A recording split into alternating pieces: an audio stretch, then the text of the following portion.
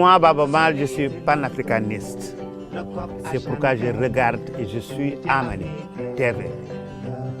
C'est la télé du continent africain. Suivez Amani comme moi.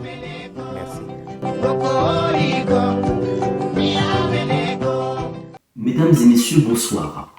Je suis Hamzat Boukari Yabara, historien, auteur de Africa Unite, une histoire du panafricanisme. C'est avec beaucoup de plaisir que je vous retrouve sur les antennes de Amani TV et partenaires pour une nouvelle saison de spécial panafricanisme. Lors de la première saison, courant les mois de mai et de juin, nous sommes revenus sur les origines, sur les grandes figures et les grands moments de l'histoire du panafricanisme. Ce mouvement de solidarité et de libération qui est né parmi les Africains déportés dans les Amériques et qui s'est transformé progressivement en une doctrine d'unification politique du continent africain. Nous avons vu les grands noms de cette histoire, Kwame Nkrumah, Marcus Garvey, William Dubois, Thomas Sankara et bien d'autres. Pour cette nouvelle saison de spécial panafricanisme, nous allons nous intéresser aux actrices de l'histoire du panafricanisme. En effet, le 31 juillet 1962, à Dar es Salaam, des femmes venues de tout le continent africain se sont réunies. Ensemble, elles ont créé la Pan-African Women's Liberation Organization, l'organisation de libération panafricaine des femmes. Autrement dit, les mères du panafricanisme se sont réunies un an avant les pères du panafricanisme que l'on retrouve à Addis Abeba en mai 1963. C'est un élément qui est important et sur lequel nous allons revenir durant les prochains épisodes de spécial panafricanisme. Pour débuter donc cette nouvelle saison, à tout seigneur, tout honneur, nous allons commencer par la figure de Miriam Makeba. Miriam Makeba, ou plutôt Zenzile Makeba Ngouachou-Ngouvama, est originaire d'Afrique du Sud. Elle est née le 4 mars 1932 dans la banlieue de Johannesburg, d'une mère qui est d'origine Swazi et d'un père originaire du Transkei, d'origine Xhosa. Au bout de quelques jours, la mère de Miriam Makeba, qui est également une guérisseuse traditionnelle, est arrêtée pour contrebande d'alcool par la police sud-africaine. Et donc Zenzile va passer les 6 premiers mois de sa vie en prison avec sa mère. Son prénom d'ailleurs, Zenzile, signifie « ou Zenzile, tu ne dois compter que sur toi-même ». Et donc dès le départ, la jeune Myriam donc grandit dans un univers carcéral. En 1938, son père décède et elle part vivre chez sa grand-mère à Pretoria. Alors, dans le contexte de l'Afrique du Sud de l'époque, c'est un moment, la Seconde Guerre mondiale, où des revendications de plus en plus radicales apparaissent. À la fin de la Seconde Guerre mondiale, en 1944, la Ligue de jeunesse de l'ANC est créée. C'est dans cette Ligue de jeunesse que vont se former des principaux acteurs de la libération de l'Afrique du Sud du régime d'apartheid, dont Nelson Mandela. Ce régime d'apartheid est officialisé en 1948, alors que Miriam Makeba n'a que 16 ans. En 1950, elle donne naissance à sa première et unique fille, qui s'appelle Bangui et qui décédera en 1985. Elle part s'installer auprès de son grand frère Joseph, qui est saxophoniste et pianiste, et avec son cousin Zweli, elle commence à chanter dans un groupe qui prend le nom de Cuban Brothers, puis ensuite des Manhattan Brothers. Donc ce sont des groupes de musique qui font de la chanson de type kwela, jazz, marabi, bossa nova. Ce sont des rythmes de jazz, ce sont des rythmes de funk, et ce sont des rythmes très cuivrés qui sont en lien avec la dimension industrielle de l'Afrique du Sud. Cette musique cuivrée qui reprend un peu le rythme des machines qui font tourner l'industrie sud-africaine. En 1955, alors qu'elle a fait son premier enregistrement pour le groupe des Skylarks, Zenzile, qui a pris le nom de Myriam, est amenée à chanter lors d'un événement de l'ANC. Elle chante devant Nelson Mandela en 1955 lors d'un événement où est notamment mis en avant un document très important dans la lutte de libération de l'Afrique du Sud, qui est la Charte de la liberté, Freedom Charter. Ce document servira de base à toutes les revendications politiques et sociales des mouvements de lutte contre l'apartheid dans les décennies suivantes. En 1956, elle enregistre la fameuse chanson Pata Pata, puis elle part en tournée dans la région avec les African Jazz and Variety, gérés par l'un de ses futurs producteurs qui s'appelle Sonny Pillay. 3 ans plus tard, Miriam Makeba apparaît publiquement dans un film tourné par un réalisateur d'origine américaine, Lionel Rogosin, qui est ensuite présenté au Festival de Venise. Et c'est dans le cadre de ce film où elle joue son propre rôle, on la voit apparaître lors d'une scène dans un entrepôt clandestin, dans un bar clandestin, que Miriam Makeba est amenée donc à quitter l'Afrique du Sud. Elle embarque à bord d'un vol de la South African Airways et elle se rend à Venise, puis ensuite aux États-Unis. C'est le début de son exil qui durera plusieurs décennies. Aux États-Unis, elle se lie d'amitié avec Harry Belafonte, qui est l'une des figures les plus importantes du mouvement de la lutte pour les droits civiques. Auprès d'Harry Belafonte, c'est toute l'Amérique engagée qu'elle rencontre et elle devient très rapidement une figure parmi ce paysage musical très riche de l'époque. Il est important de savoir que Miriam Makeba est très probablement la première superstar mondiale noire et africaine. Aux États-Unis, elle côtoie Manu Dibango, Nina Simone, Count Basie, Hugh Masekela, Nat King Cole, Aretha Franklin, Etta James, plein de noms célèbres avec lesquels elle a des collaborations. Aux États-Unis également, elle apprend dès 1960 le décès de sa mère et le massacre de Charleville le 21 mars 1960.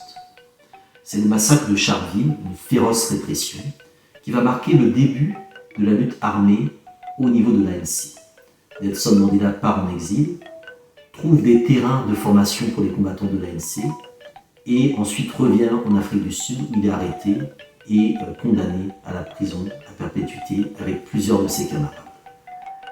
Miriam Makeba, de son côté, n'a pas oublié sa terre d'origine.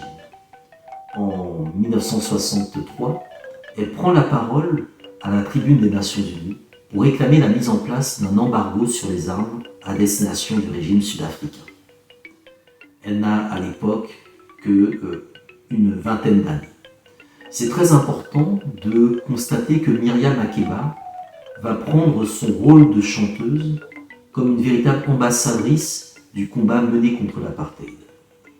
Sa popularité, ses succès musicaux lui donnent accès à de nombreuses radios, de nombreux médias, tout un public auprès desquels elle ne manque jamais, à chaque interprétation d'une de ses chansons, d'expliquer la situation d'injustice que connaît l'Afrique du Sud.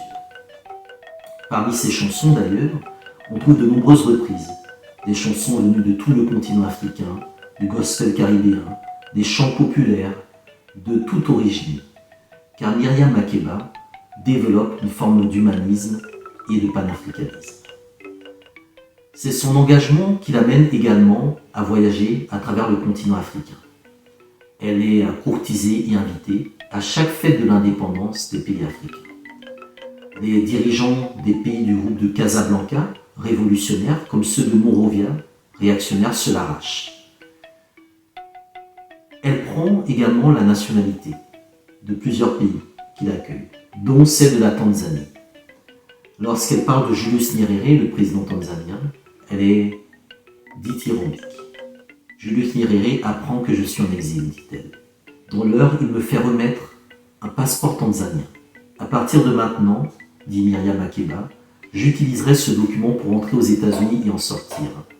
Pour la première fois, j'ai l'impression de ne pas être une Sud-Africaine, mais d'être une Africaine. Miriam Makeba aura plusieurs passeports dans sa vie, de la Tanzanie à la Guinée, en passant par l'Algérie. En mai 1963, elle est également présente lors de la création de l'Organisation de l'Unité africaine à Addis Abeba.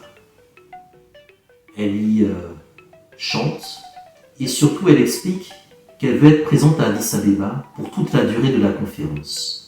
Elle refuse de partir avant la fin des travaux. Et elle explique que pendant que les discussions continuent, la tension et la fièvre montent. Elle raconte des différends énormes qui semblent vouloir briser tous les rêves d'unité. Elle explique comment le président du Ghana, Nkrumah, veut mettre en place un commandement suprême africain, une sorte d'armée africaine, et comment la position panafricaniste de Nkrumah conduit finalement à une impasse. Elle souligne qu'il y a d'autres problèmes et que personne ne sait si la charte de l'OUA sera signée un jour. Ses propos sont très intéressants. Elle fait part de son découragement au fur et à mesure que les discussions continuent et que finalement un pacte est forgé, que tout le monde applaudit, que tout le monde se donne l'accolade, que c'est un grand moment de fierté et que le continent africain devient quelque part adulte. Myriam Makeba ne va cesser de chanter l'unité africaine tout au long de sa vie. Elle va également chanter les héros africains, Shaka Zulu, Kwame Nkrumah, Jomo Kenyatta, Samora Machel, Patrice Lumumba, Malcolm X, Martin Luther King et bien d'autres. Aux États-Unis, elle est également rapidement adoptée par les Guinéens. Il faut dire que le régime de Sékou Touré est l'un des plus progressistes et l'un des plus révolutionnaires de l'époque. Les diplomates guinéens n'hésitent jamais à donner leur temps de parole pour que Myriam Makeba puisse, à la tribune des Nations Unies, évoquer la situation en Afrique du Sud. Elle est adoptée par les Guinéens de New York. En 1968, c'est avec une autre figure qu'elle décide de construire une partie de sa vie, avec Stokely Carmichael, qui à l'époque est l'activiste noir américain probablement le plus célèbre après les assassinats de Malcolm X et de Martin Luther King. Stokely Carmichael est le fondateur avec Charles Hamilton du concept du Black Power. Cette idée qu'il est important que les Noirs assument leur pouvoir et prennent en main leur destin.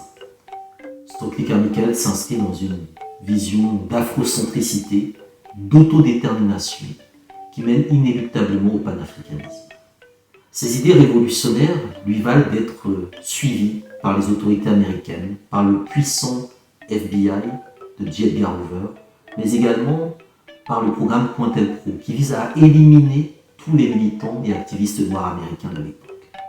Par conséquent, lorsque Myriam Makeba décide d'épouser Stokely Carmichael, qui a 10 ans de moins que lui, elle s'engage à contribuer de manière active à la lutte de libération des Noirs américains. En réalité, la répression va être féroce.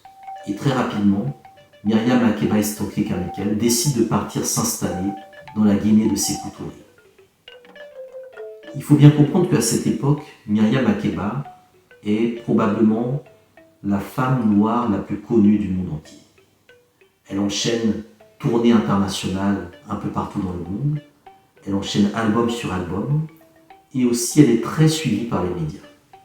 Elle est tellement suivie par les médias que lorsqu'elle débarque aux États-Unis, la coupe de cheveux qu'elle porte, qui est une afro, une modeste afro, va servir d'exemple et de modèle à de nombreuses femmes noires américaines.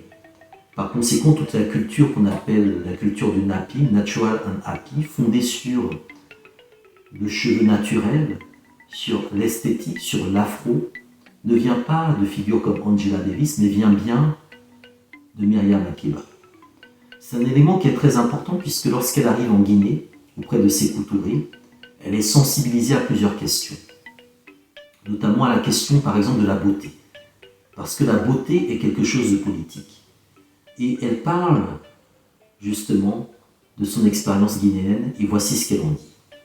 En Guinée, une des façons traditionnelles de se coiffer est en train de se perdre. C'est le Saïyam Mabobo. Les femmes, aujourd'hui, pensent qu'elle est démodée. Mais je la trouve fascinante, dit Myriam Makeba. Les cheveux sont tressés par-dessus un morceau de bois, placé horizontalement sur le sommet de la tête. Une amie me dit, en plaisantant, qu'une femme a l'air de porter le gouvernail d'un bateau. Il y a une vieille femme qui habite près de ma maison de campagne, à Dalaba, qui s'est coiffée comme ça. Je vais la voir et quand je rentre à Conakry, j'y fais de l'effet. Le président Touré est très content de me voir faire revivre ce style traditionnel. Il me prend toutes les photos de moi que je viens de faire, il m'en laisse une quand même, et il les place dans les villas où sont logés les chefs d'État. Autrement dit, ce n'est pas que la musique ou l'engagement politique de Myriam Makeba qui transforme le regard africain ou le regard de l'Africain et de l'Africaine sur eux-mêmes, c'est également sa manière d'être, sa manière de vivre en tant qu'Africaine, de consommer en tant qu'Africaine, de parler et de rire en tant qu'Africaine. Et quelque part, Myriam Makeba anticipe évidemment tous les préceptes qui seront développés plus tard par Thomas Sankara concernant l'importance de vivre africain, de vivre dignement et d'assumer justement les éléments de sa culture. Dans le même temps, Myriam Makeba continue son militantisme. Depuis la Guinée et dans le cadre de chacune de ses tournées, elle continue à défendre la lutte contre l'apartheid. C'est ainsi qu'elle parle notamment de la question de l'histoire. Elle déplore le fait qu'on enseigne aux Noirs sud-africains la culture et l'histoire de l'Angleterre, mais on ne lui apprend rien sur sa propre identité. Le gouvernement sud-africain, pense-t-elle, a une idée derrière la tête quand il réécrit l'histoire. On nous dit que, puisque nous ne sommes pas des natifs de la région, il est faux de nous appeler des indigènes. À partir de maintenant, nous sommes des Bantous. Mais nous posons la question de savoir ce qu'est un Bantou, surtout dans la vision africanaire. On nous répond, tous les Africains du Congo en Afrique centrale, à l'extrémité septentrionale de l'Afrique, sont des Bantous. Myriam Makeba déplore en réalité une politique menée par le régime raciste blanc sud-africain qui consiste à mettre en place ce qu'on appelle des Bantoustans, c'est-à-dire à diviser les populations noires sud-africaines en fonction de leurs origines ethniques pour mieux les dresser les unes contre les autres.